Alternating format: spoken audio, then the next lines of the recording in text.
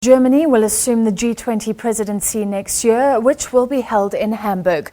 That announcement comes amidst turmoil at home for the German Chancellor Angela Merkel.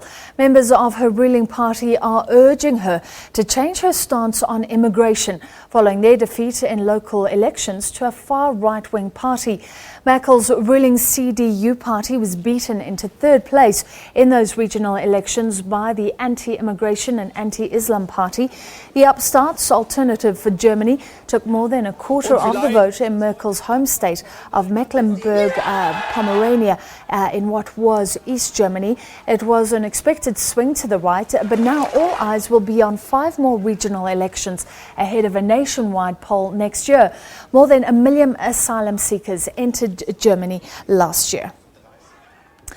Well, let's discuss this further. Our correspondent Jack Parrock has been following the story from Brussels, and he joins us now. Jack, let's start with the Brussels perspective. The German Chancellor has been very strong in the EU, very strong when it comes to leading sort of the bloc stance on the UK and Brexit and what's going to happen from here. How's the EU feeling about all of this?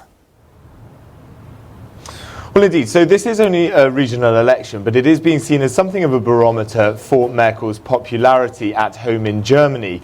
Angela Merkel is a very prominent politician, without doubt Europe's most prominent politician, and also has held longevity through her 2 terms in office. She is considered the real power figure and the real deal breaker when it comes to what will happen with the Brexit negotiations, whether the bloc will allow the UK to have access to the single market in exchange for a reduction in free movement of labour. They're the core principles of the European Union. Germany has a lot of cars going to the United Kingdom that they sell, so they have an interest in that. But at the moment, this election result, which has pushed her party in the northern region of Mecklenburg-Vorpommern into third, third to a far-right party, the AfD, which came in second.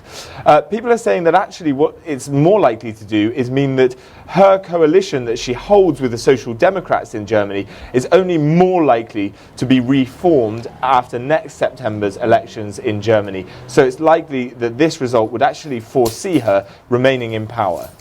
Okay, so that's talking about the stance of her own party. Some within her own party want her to change her stance on immigration, but you're saying that they will adopt a wait-and-see approach. Well, there are many figures within all centre-right parties across Europe. They're some of the most divided parties in Europe. Angela Merkel took a strong pro-immigration stance at the beginning of the refugee crisis, and although she's trying to publicly not backtrack on that, some of the asylum policies that she's put in place have really restricted the amount of people entering into Germany and the amount of people being able to settle there. Although 1.1 million asylum seekers did enter the country last year, and that's what so many in her party are really against. Whether she will backtrack on her immigration stance and come out publicly and say they're going to make moves against it, that's very unlikely. She stated at the G20 in China that she wouldn't do such a thing and that she believes that the policies that they put in place were there to stay. As I mentioned, what she'll be thinking about is what it means, what all this means for the chance of her CDU, her ruling party, for their re-election.